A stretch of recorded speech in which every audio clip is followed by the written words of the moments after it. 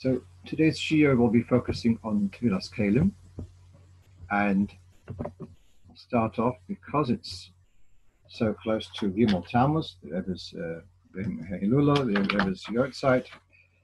So I want to start off with a story which goes back in Tofshin Lamed Vov. So that's about 44 years ago, and there was at the time there was a very great scholar who lived in London. His name was Dayan Michal Fisher. He was the Rav Rashi of the Bezdin of the Federation of Synagogues. Very much a Litvak. I believe he had learned in Radin under the Chafetz Chaim at some stage. Brilliant man, one of those people who could kind of put a pin through a paper in the Gemara and tell you what word it would go through. Really a brilliant man. And he was friendly with the late philanthropist, voucher, a Chassid, Nosson Vogel, otherwise known as Bobby Vogel. And Bobby Vogel persuaded Rabbi Fisher to come with him to the Rebbe for Shavuos. And Dayan Fisher was actually enormously impressed. Now, he was totally blown away by his meeting with the Rebbe. And you may have read recently, it was in the Lubavitcher website, his whole report, how he was so enthusiastic about his meeting with the Rebbe. Now, as I say, it was Shavuos time, and it looks like when he was in with the Rebbe, private, so there was a discussion about the minhag of having milchiks on Shavuos, and that's because one of the reasons given is because the Eden had just been given the mitzvahs, and they weren't able to eat meat on that day because they hadn't been shechted. Torah was given on Shabbos, and now they've been given the mitzvahs, so that any food which has been slaughtered, any meat which was slaughtered before, wasn't kosher, so they weren't able to have any meat. More than that, they weren't able to use any of the meaty containers because they had all been used for non-shechted meat. And that's one of the reasons given for the meaning of having milchiks. And so the question came up, how could they use their milchik utensils if they had not been toiveled? So this seems to have been one of the questions. I'm in the middle of a shiur, and we were busy till 1 o'clock.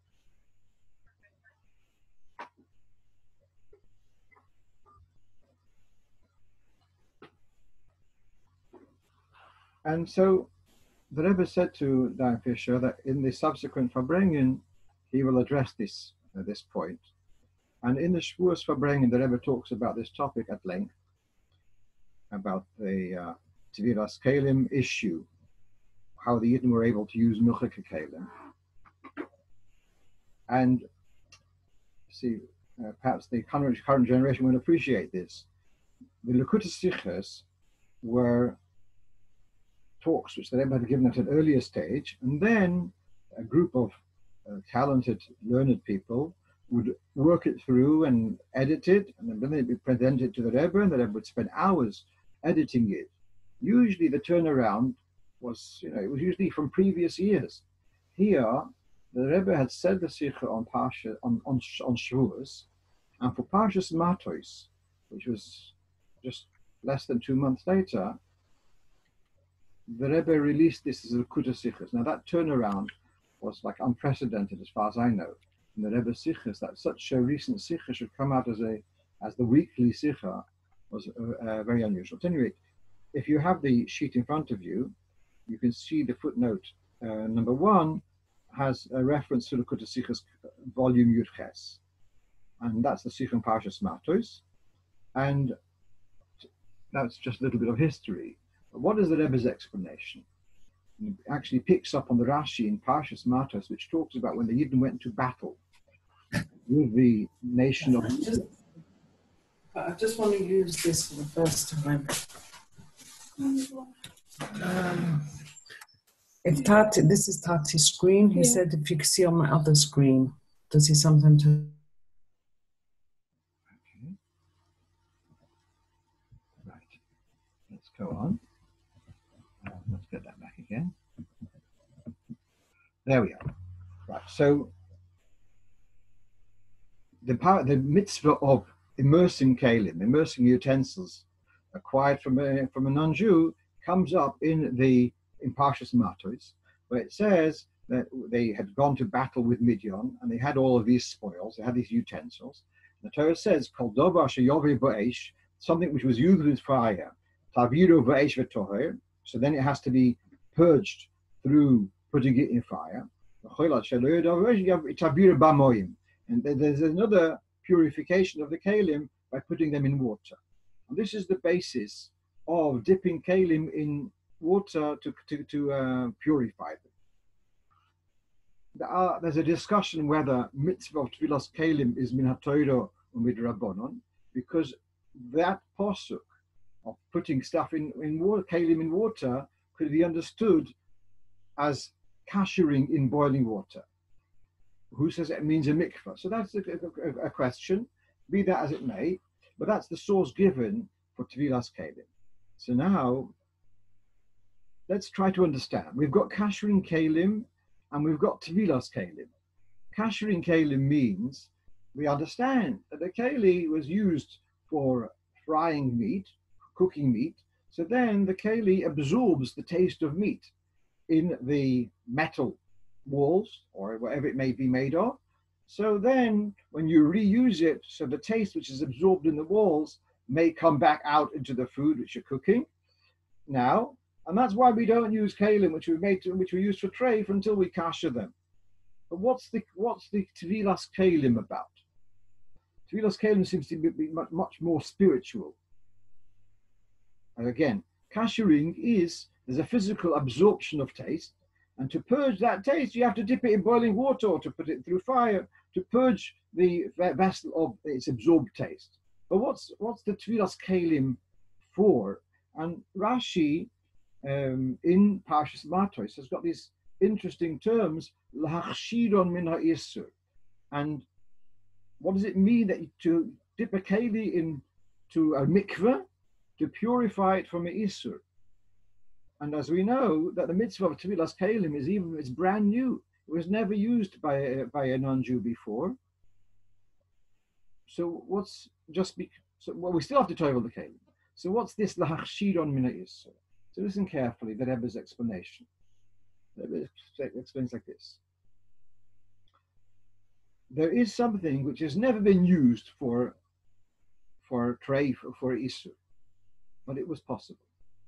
The fact that it was possible to be used for a isur is also a level of impurity. When that possibility is no longer a possibility, that's a change of status. That's an elevation. Now, till now, it was, I'm going to use the Yiddish word, it was nicht angefragt. It was a possibility it would be used for trade. Now it's transferred to a different ownership, and that possibility is no longer there.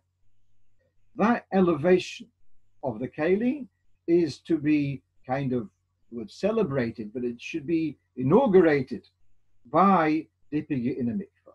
So the mikveh is the transition of something which was possible to be used for isur, and now it's, of course, possible, but now it's in a position where the trajectory, should we say, is that it's not going to be used for dvarim asurim, and that's why we toivel it. Okay, so now coming back to the minhag of milchiks on Shavuos. So the Rebbe says the following: when the Yidden left Mitzrayim, like we know that Avraham, the Ovos kept all the mitzvahs, even Eruv Chatzeros, Rashi mentions. The Ovos kept all the mitzvahs, even though the mitzvahs hadn't been given, they kept even mitzvahs d'Rabbanan. It follows that the separation of milk and meat was also something which was widespread amongst the Yidden once they left Mitzrayim. And even if you don't have to go stretch so far, simply they're the kind of pots which are used for milchiks and were used for flesh. It may be a different type of pot. At any rate, they had different utensils for milchiks and for flesh. When it came to the fleishiks, they had a different problem, just to reiterate the point. Till Matan Torah, they were B'nai Noach, they weren't Jewish. So even if they kept milchiks, dairy, separate from meat, but the meat which was slaughtered the day before Matan Torah, when it comes to Matan Torah, that's meat which was slaughtered by a non-Jew. Therefore, all their meat dishes had to be toivled again. Had to be kashed. So they had no meat dishes. The milky kelim, by contrast, they were the milky kelim. Their only problem, you could say, was they weren't tovel. It says the Rebbe. What's the reason of toveling kelim? Because before it was likely to have been used for treif, and now it's been elevated. It's not going to be used for treif. Since the Yidden, even before Matan Torah, were keeping milk separate from meat, therefore their kelim even before Matan Torah would not, those milchik kelim wouldn't be used for treif in any case. And therefore there's no great transition here from possibly used for treif and unlikely to be used for treif. That transition didn't happen.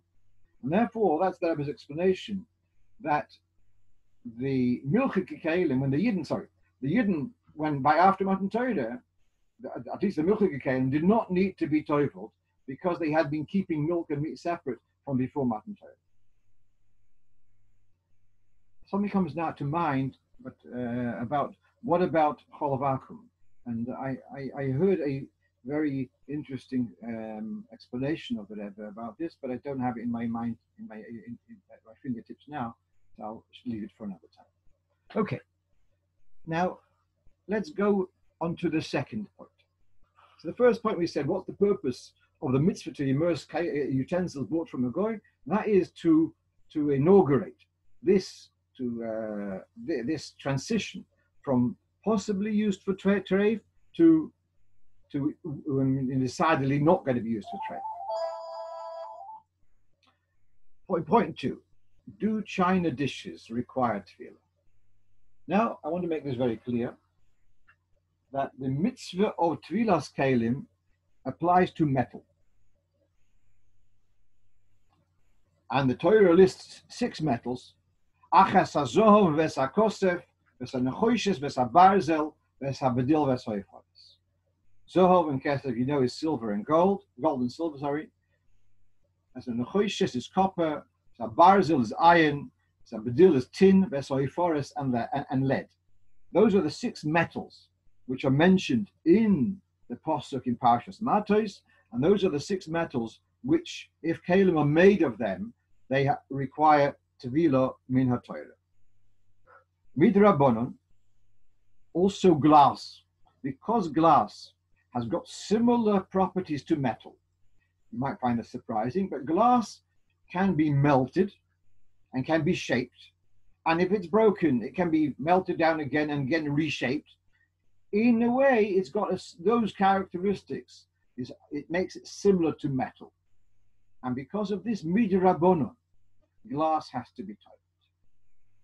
Wood, earthenware, and other materials do not require tevilah.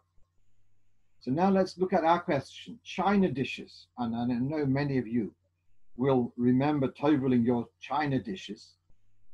So first of all, let's make it clear, china dishes, even if you're toveling them, no bracha. And then I'll explain. Really, china, earthenware does not need to have clay dishes do not need to be toveled. However, the china dishes are typically dipped in glass. They are glazed. That's why they've got such a smooth surface. Compare them to, like a plant pot, which has got made of earthenware. It's got quite much a kind of a rough matte edge, and here it's a glossy surface. So that's because of the glazing. Our poskim will say, and many poskim say this, that the glazing of the china makes it as if it's a glass keli. And as such, it requires tevilah. Others say, no, it's an earthenware keli. It happens to have a layer of glazing, That doesn't make, so this is a machlokes. So therefore, China, we do toivel, but without a bracha. Now, I might be wrong in this, but as far as I know, porcelain is different to China. Porcelain is made from a very fine clay. It's not like China, which is regular clay and then covered with glazing. Porcelain is actually a very fine, smooth type of clay. And as such, porcelain would not require tefillah at all. If it's not glazed, it doesn't need to be toivel. I might have mixed up the facts, but that's as far as I remember. Let's go on then to the next one. What about plastic? So, of course, going back in the times of the Chachomim, etc., Mishnah or earlier, they did not have plastic. But does plastic have similar characteristics to metal? It's made through melting. I don't know how much you can remelt plastic, the recycler, I'm not sure about that. But there is a certain resemblance of plastic to metal. So, on the other hand, so you could argue, well, if the Chachomim instituted Tevila for glass because it's a melted material, it's molten material, so the same should be plastic. On the other hand, that was instituted by the Chachomim who had the authority, the mandate to do so. Today, since plastic was invented, we haven't had that Sanhedrin, etc., that body of Chachamim mandated to make such a takon. So what's the story with plastic? The bottom line is, la halacha, strict halacha, plastic does not need to be toiveled, but there are poskim who do recommend toiveling plastic, and as a result, it remains on the level of lifnim mishur sadin, that if you have plastic keli, which you're going to use again and again, durable plastic, so then it's preferable to toivel them before using them. Now, let's go on to aluminium. So I mentioned before a list of 6 metals. Aluminium is another metal, like platinum is another metal, and there are perhaps another few dozen metals. I don't remember the whole, what's it called, the mineral table, whatever it is. But there are other metals besides those 6. So here's interesting that the general view is that all metals need to be toivel. But there are those who disagree, including Rabbi Yaakov Kamenetsky, who was Rosh Hashiva in America, and the late Rav Padre, Rabbi Heinach, also in his Sefer, in Cheshav Ha'efed. They take the view that aluminium is not one of those 6 metals. It was not known in the time of the Chachomim, and therefore aluminium does not require tefillah. At any rate, no different to plastic. So the majority of poskim, contemporary poskim, hold that aluminium is a metal and it requires tefillah, but certainly one should take this view into consideration. And if you are toiveling aluminium, which is the normal mahalach, normal approach, but one would not say a bracha on toiveling aluminium kelim. I want to digress for a moment from my list of questions. That in America, in the United States, it's quite popular. There's a popular view not to make a bracha on toiveling kelim altogether. The reason they give is that the manufacturers may be Jewish owned, and or through shareholding or directly Jewish owned, and because of this, they approach there is in some communities to toivel kelim without a bracha. That has never been the case. That's never been the mahalach in England, and even for America, I think that's there's enough grounds to say that actually you should toivel kelim with a bracha, but this, my mandate is here, not over there. So all right, so let's move on. Then we have about disposable dishes, and we're not talking about disposable plastic, because it's already been said that plastic is only on the level of a chumrah. But what about disposable metal? So the poskim, the popular view of the poskim is to say that they do not require tefillah because it's a one-off use. I'm quite uncomfortable with that, with having read a little bit what they're saying, because they're also saying, let's say, that a plastic cup won't be valid for Kiddush because it's a one-off use, and a plastic cup won't be valid for Netilas Yadayim, and they're taking a whole view that one-off use is kind of degrades it, that's not called a keli. And therefore, it doesn't require to be as keli. When I was a bocher, I actually I stayed a little while in the house of Reb Zalman Shimon Dvorkin, who was the Rav in 770, and he would make a kiddush on Shmini Atzeres in his sukkah. Right, he lived 2 doors away from 770, and he gave me, sent me to the shops on Chol Hamoed, on Shana Rabbah perhaps, and he told me what size cups to buy, because he wanted to have disposable cups for the people to be able to make Kiddush. He told me what size cup would be valid for Revius for people to make Kiddush. And that's the view which I follow, that a disposable cup is a keli. The fact that we are a throwaway generation, and we throw away even more valuable things than plastic cups, that doesn't mean that the object is not a keli. So we went through this perhaps recently when we talked about opening containers. So if I take the view that a throwaway cup is a cup, and a throwaway baking tray is a baking tray, on that basis, it should require Tefillas keli.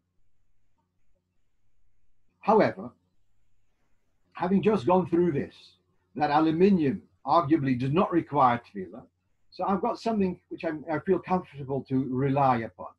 That if it's a aluminium, which most of the disposable metals are aluminium, so one can certainly rely on those poskim that they do not require Tefillah, and therefore, even if you are going to reuse them, I'm not so worried.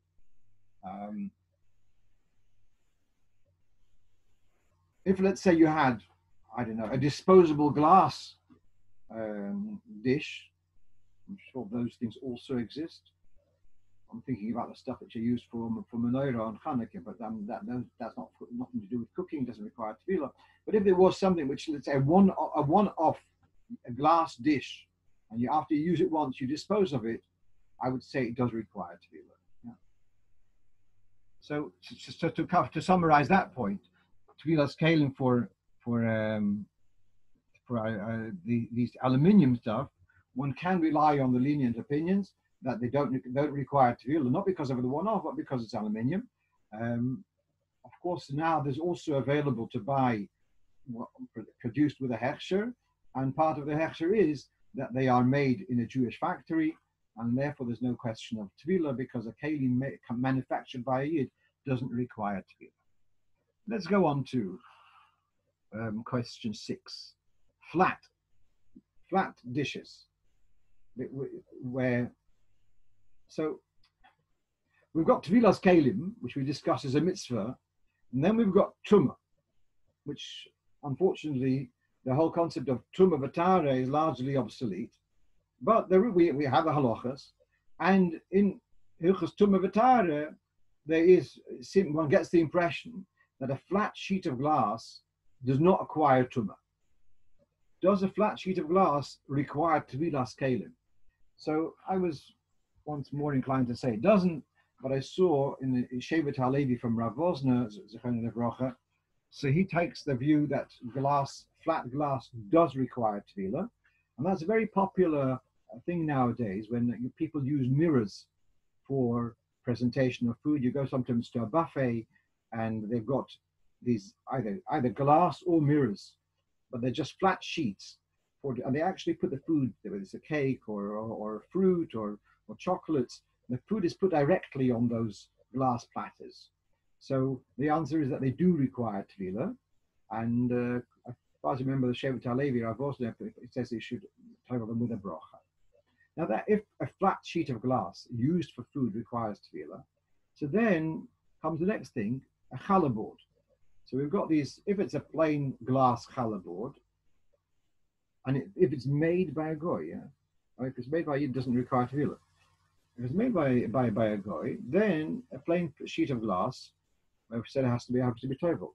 So now you get these boards, these challah boards, which you got this surrounding is mahogany, and then you've got some kind of mirror, a silvery mirror insert, and then on top of it you've got this sheet of toughened glass.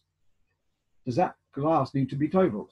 So, in principle, yes. In principle, yes, because it's now if you'll tell me that glass was produced, was cut and shaped, etc., by a Yid in a Yiddish factory, okay, then it doesn't require Tefillah. Now I don't know, because a lot of this stuff could be made in Taiwan or in China, and so I don't know the facts. But if it's made by a Goy, then that does require Tefillah. However, practically, if you take those things, those challah boards, I'm going to just tell you, if you take those challah boards and dip it into a mikveh, you're going to have some seepage of water underneath the glass into this beautiful mirror which is underneath it. And so you're going to have to start unscrewing it to clean it out, to tie it. Once you've unscrewed it and screwed it back, so then you don't bother taking it to the mikveh, just unscrew it and screw it back again, and it's called keli shenasa al yedei Yisrael. Now, just go through this more carefully. Sometimes you've got people ask if they've got an electrical appliance, and it's quite awkward to take it to mikveh, going to ruin it, etc. If it's possible for you to dismantle it and to, what's the opposite of dismantle? Is it to remantle? I don't know. But to put it back together again. If it's put back to, if it was dismantled to the point it could not be used, and then it was put back together by a Yid, that's called keli shenasa al yedei Yisrael and does not require tefillah. So let's say I've got a Shabbos urn, and it's a metal one, so it needs to be toveled. Fine. But it's, for some reason I'm very hesitant. If I undo the tap and to put it back again, I tell you, it is tricky. You'd have to have special tools for it. It's quite an awkward thing to do. But if you take it off and put it back again, so then it's keli shenasa al yedei Yisrael, doesn't need tefillah. So coming back to the challah boards, if it had been dismantled by a Yid, well, it doesn't matter who dismantles it, but if it's put together by a Yid, then it doesn't need to have tefillah. So that's one solution. If you have a challah board, the glass requires tefillah, I would imagine, but there is a solution. If you take it apart, put it back together again, then you don't need to tovel it. Right.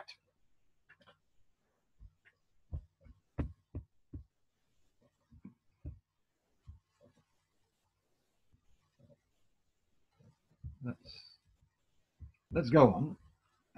Perhaps I see there were some points raised in the chat, but perhaps I'll finish off the list, close the list, and then we'll go back to the chat. If there's time permitting. Right. Now, point 8. When buying a utensil as a gift, one cannot tovel it, that's an extra I there, before giving. The point here is that if you're a shopkeeper, you own kלים in your stock, on the shelves, but you do not have a chiyuv to tovel those kלים because they are not for personal use. They are for schoira. They are for trade, and as such, you don't have to tovel. So then there becomes a massive discussion. What happens if someone comes to my shop and he's making a bar mitzvah, he needs to have an extra 20 glasses, and he wants to borrow the glasses from my shop, use them, clean them, and bring them back to the shop. Now that's before the days where everything had to be mamish brand new. So here, the shopkeeper doesn't need to tovel because they are in doing a schoira. They are for trade. And then someone borrows them. So there's a whole discussion about that. But if you own something, but not for personal use, but to pass on, there's the example of sale, but here's a case of a gift. If it's not for personal use, but to be passed on, then you do not have a chiyuv tefillah. So here you have the situation when you buy a gift, so you're not chayav to tovel it because it's not yours. It's not yours as for personal use. Therefore, it should be actually left for the recipient of the gift to tovel. I remember going into the shop, Domestic Stores, I think it's called, on Donsmere Road, on the Old Hill Street, and Zishetzversky Oliver Sholem would stand there, and you wanted to buy a knife, but he would make a point that you had to first, you couldn't tovel the knife until you paid for it and been koine, because until then it was his, and for him it was potem and atvila. Once you have bought it, then you can tovel it. So here's the question which contemporary poskim talk about. What about you got a case with a bar mitzvah boy, you want to give him a becher, and it's unlikely that he will ever tovel this silver cup. And you can't tovel it because it's not your klei suda. It's for you. It's like klei schor. It's for just. So Reb Shlomo Zalman gives the solution. Let's say my name is Reuven, and I give it to Shimon. I say, Shimon, can you be koine? Lift up this cup, and you're koine on behalf of the bar mitzvah boy. So now it becomes the bar mitzvah boy's thing. Then we can tovel it because it's already his. Although he didn't do a kinyan directly, but through a shliach it became his. So then the kinyan, that's what we would do. So again, if you want to give a gift which requires a utensil which requires tevilah, but you're worried that the recipient won't tovel it, and you're worried to give them, if that's the case, you're giving them something which is possibly a dvar isu, because they're not going to be toveling, using without tevilah. So there's a way around it, which would be that someone should be koine it on their behalf, and then it's tovel, and then you give it to them, already pre-toveled. But if it's to under normal circumstances, so you shouldn't be doing that. You should be telling the recipient of the gift, if they have reason to doubt it, you should be telling them it hasn't been toveled, and they should tovel it on their own.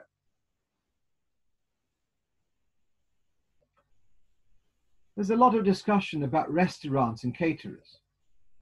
Some seem from one extreme to the other. Some are saying, it means I've got a shop and I'm selling parts, I'm selling cutlery. They don't require tevilah. But if I'm a caterer and I've got cutlery, that is called lisuda. It's keli suda. I'm serving meals on it. Others say, but they're not personal meals. They are for business. It's commercial. So that you've got some poskim say that that restaurants, etc., caterers don't need to tovel their kelim. Others insist that they do. So I don't know what the suck out there is. What I can tell you, that the Rebbe Yui Vogel Oliver Sholem, when he started as a caterer, this is when I was about 14 years old, he had the Keys Stores grocery on the corner of Elm Park and Craven Park Road. And at the back of the store, there was a mikveh, a kelim mikveh outside. And I helped him for many, many hours to tovel the cutlery and the dishes which they would use in their catering. I also remember that when I was in Melbourne, so I was a shliach there, and Rabbi Groner was the Rov, and he was the new caterer taking over the Southern Cross Hotel, and there was going to be catering under Rabbi Groner's hechsher, and he had the people working for 2 days straight, toveling all the kelim, so that all the kelim had to be toveled. So there are those who are makel, but certainly there are those who are particular to tovel, even though they are for business, for catering. Let's go on to point 10. What do you do in a place where there's no mikveh? Is there any solution? Yeah, so I must just a funny story of this family who were on the boat to France, and they realized they'd taken with a big salami, but they hadn't taken a knife. And so what did they do so until at first they were kind of sharing around the salami, everyone could have a bite out of it. And they were thinking that, what happens if they go to the souvenir shop on the boat and manage to buy a knife, but then it's not toveled? So what do you do? Yeah, I don't know whether it would be advisable to tovel it in the English Channel. So what can you do when you're in a situation where there's no mikveh? So let's say another example is it's on Shabbos, And on Shabbos, you're not allowed to tovel a keli, even if there is a mikveh within an eruv. And that is because on Shabbos, you're not allowed to fix things. And because this keli was not usable before dipping in a mikveh, so dipping it is a kind of fixing, which you can't do. So what do you do in a situation where there's no possibility of toveling a keli, and you want to use the keli? So there is a solution, and that is to give it to a non-Jew, and then you borrow it back, because the kelim which belong to a non-Jew do not require tevilah. So that's a short-term solution. It's not acceptable for long-term. Some parts of Farshah say up to 30 days. So that's a short-term solution. When there's no mikveh available, you can be makni, you give it to a goy to be koina, and then you borrow it back. Let's look at point 11, which is kind of carries on to what we discussed last week, or was it 2 weeks ago, about Netilas Yadayim. Does a sea or a river count as a mikveh? So the sea is a valid mikveh. A river, which is, so generally rivers per se would be valid, but if it's a river from melting snow, and that's very typical if you go to the Alps or other, you're in Snowdonia in North Wales, etc., where you can see that the water in this pool, in this stream, is because there's snow at the caps of the mountains, and in the warm weather, the snow starts melting, and that creates these mountain rivers. Now, a mikveh, as you may know, has to be water which is standing in one place. If it's spring water, it can be flowing. But if it's from rainwater or from snow, it's only kosher if it's standing. So in a mountain river, if it's from melting snow, that would not be kosher as a mikveh, because it's not standing, it's flowing, and that's not kosher. So that's one thing. A mountain river is not kosher as a mikveh for tevilas kelim or any other tevilah, as in tevilas noshim, etc. Now I have another thing, which I perhaps mentioned last week, and that is even if it is a proper river which is coming from streams which come from under the ground, and then they come to the river, and then you got this whole river. There's another concern that many bigger rivers will have electrical dams somewhere upstream, and the turbines where the water goes through would be counted as a keli, and all the water which goes out of the turbine would be mayim she'uvim, water which has gone through a bucket, which would invalidate that water. So I had this recently. Someone asked me about a certain river called Annapolis. I never heard of the place, and it turns out it's somewhere in Nova Scotia, which is on the east coast of Canada. I looked up and found where it was, and there actually was, and this Annapolis River, halfway down, there was an electricity dam, and I was able to respond to the question and say, if you are north of this point, well, then it's a valid mikveh. You can tovel stuff there. If it's south of that point, then you wouldn't be able to. All right, so that's about using rivers. So using rivers as a mikveh is questionable, and I do want to give it a bit more time because it's relevant for kelim, and it's relevant for Netilas Yadayim, and it's relevant for tevilah of a isha also, where necessary, to bear these points in consideration. Let's go on to point 12. What should be done with electrical appliances? I don't know whether you're familiar with the expression Kiddush Levana Oisius. Kiddush Levana Oisius means in big writing, and Kiddush Levana is normally said at night, and there's poor lighting out there. So in the older Sidurim, the Kiddush Levana was done with very large font. So you got your kelim, you buy this kettle, and it's written Kiddush Levana Oisius all over, that you mustn't immerse in water, toaster, etc. Now, these appliances, of course, it's dangerous to use them together with water, because water is a conductor of electricity, and it can cause short-circuiting, it can cause electrical problems, which are dangerous. On the other hand, they do need to be totaled. Yeah. So if it's a simple sandwich maker, a toaster, kettle. Now, I mentioned before about a metal kettle. I would say even the plastic kettles, they've got the base is metal, and therefore they also need to be totaled. Unless you're going to tell me that the base is made of aluminium, which I would then have to reevaluate. But okay, so these kelim do require tevilah, and what you should do is tovel them once, and then you make sure, kind of shake out whatever water there is, leave them in a warm, dry place for a few days so that all the water can evaporate, and then it should be safe. It should be safe to use them. Having said that, that's talking about simple electric appliances. You've got much more complicated appliances where this is not possible. I don't know about deep fryers. You've got now, it's very popular. People have these fancy coffee makers, and they are, and anything which has got an which has got a chip, electronical, little computers, little screens, those things are much more prone to be damaged through water, because if any water gets into that electrical chip, so then it's shorting the system, because the water is kind of making connections where connections shouldn't be made. And so those kalim, I have to surrender. They cannot be toveled. So what do you do with those kalim? Those kalim which cannot be toveled. So, as I said, one solution is, if it's dismantled and then put together by a yid, that's called keli shnas al yidei Yisrael. Where that is not an option, then you'd go back to the option of giving them as a gift to the goy, to a goy, and then taking them back and borrowing them. Whereas, I said before, that shouldn't be allowed for more than 30 days. Here, in this situation where there's no other option really, then would have to rely on that they belong to the goy and you're just borrowing them long term. Right, now, we have a mitzvah to tovel kelim. As a result, we're not allowed to use a keli without toveling. And there's a myth. Some people say, oh, you have permission to use it once without toveling. It's not true. There's no such thing.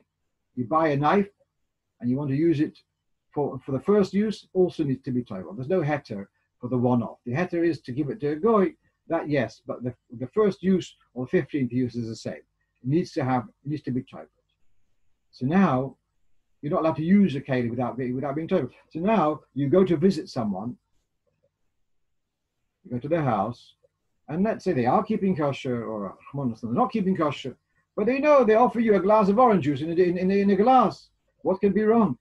So now, if you go to a goy, or a kosher restaurant, a kosher bar, or whatever, to have a glass of orange juice in a glass is no problem. It's a clean glass, doesn't require tevila, no problem. But you go to a yid, so then he offers you a glass, and then the glass hasn't been toveled, so you can't drink from the glass. It can be a very embarrassing situation. Now here, Reb Shlomo Zalman, it takes a lenient view, and he says like this: why can't you use the keli? Because you have to take it to mikveh. When that is not feasible, you're going into a house of Mr. Cohen, and Mr. Cohen you tell him, excuse me, I just want to nip round the corner to the mikveh to dip your, yeah. It's not going to happen, yeah? It's when you do not have the mandate to tovel that glass, then you could use it without toveling also. It's a b'shas adchach. It's better to ask him to use a plastic cup, but there is something to rely upon to say that since you don't have the mandate to tovel it, then you can't be forbidden to use it without toveling. When you can't carry out that mandate. Okay, let's go on. Point 14. I made a piece at a pottery cafe. Does it need to be toveled? So even we've gone through this already before, that clay in essence does not need to be toveled. The only thing which we said is that clay china needs to be toveled because it's glazed. So you go to the pottery cafe, it's unglazed, then you decorate your pachkara, you do your designs on it, and then you give it to them. I imagine that they do the glazing and they put it into a kiln, and you come back a week later, whatever, and it's ready. I would say you don't need to tovel it because it's keli shnas al yidei Yisrael. It was already yours when you decorated it. It already became yours. I don't know whether you paid in full, but it's already yours then. And so it's like you gave your keli to a guy to repair it. So it's a keli which was made. It was ready in the ownership of a yid, and therefore it doesn't require tefillah. There is more discussion about this. Had it been metal, I'd be more concerned about it because it's China and it's just because of the glazing. and certainly can rely on that it doesn't need to be toiveled. We have this last thing on my list is about the fact that because of COVID, and people were worried about going to dip Kalim in a mikveh before Pesach, so or whenever, so the Federation of Synagogues have a website, and they have as a service to the community, they were offering people that if you have a new utensil which requires tefillah, we will sell it on your behalf to a goy, and as a result, it belongs to a goy, it doesn't require tefillah. What now that Baruch Hashem, the situation has changed, l'toiva, and it's safe to go and toivel kalim, what do you do with the kalim which you had relied upon the sale of a goy to a goy through the Federation of Synagogues, Lahavdil? What should be done now? So I actually went to the trouble of going to their website an hour ago, and what they recommend is the following. You should toivel them, as I mentioned before. Up to 30 days was the heter about giving to a goy. So you definitely should toivel them, but because they belong to a goy, so then you should do a physical act of lifting it up for the purpose of kinyan. It becomes yours. You lift it up to be koine it back to yourself, and then you should toivel it and toivel it with a bracha.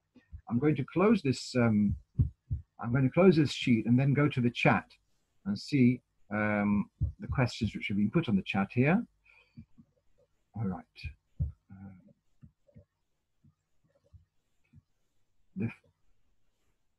The food on mirrors is usually in paper cases. That's true, but sometimes some I've actually seen, whether it's like fruit, dried fruit or things like that, they sometimes put it directly.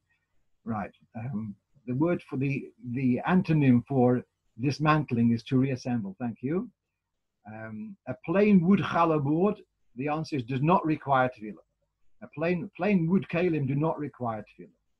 How does one gloveless sandwich toast? So that probably gloveless means tovel. Went through a spell check, I guess. The answer is that you dip them and you leave them. You take them out and you leave them for a couple of days to dry out, and everything should be safe. Next one is, I thought silver Kiddush cups don't need toveling. If they were made by a Jewish manufacturer, then they do not need toveling. If they were made by a goy, that depends where they're made, and one should ask when you buy a Kiddush cup, was it made by Yid? And then it doesn't need to be. You've got these Hatzorfim, you've got Jewish companies. So yes, if it's made by a Jewish manufacturer, then it doesn't need tefillah. Now, so then someone asked about toveling. How many times do you have to tovel? Now, the halacha is that dipping once is enough. There is a minhag of many of us, and it's mentioned in Sforim, of dipping things 3 times.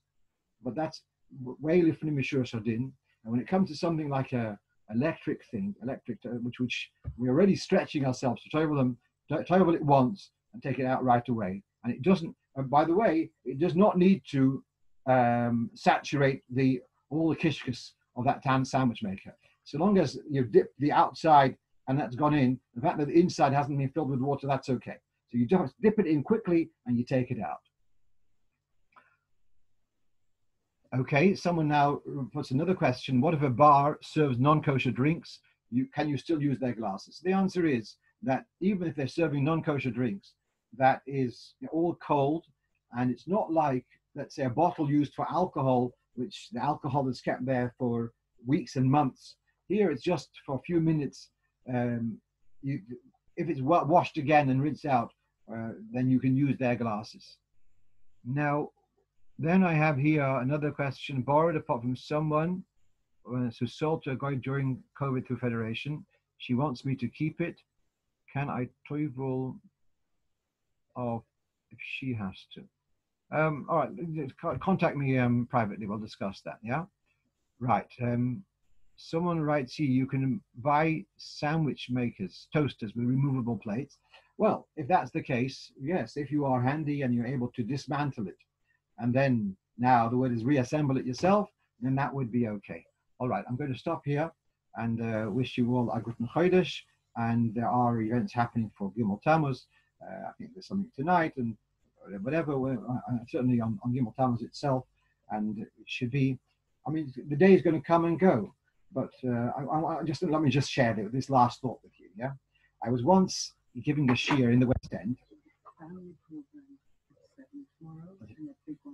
There's a family program at 7 tomorrow evening, and a big one on tomorrow night at 9. Okay.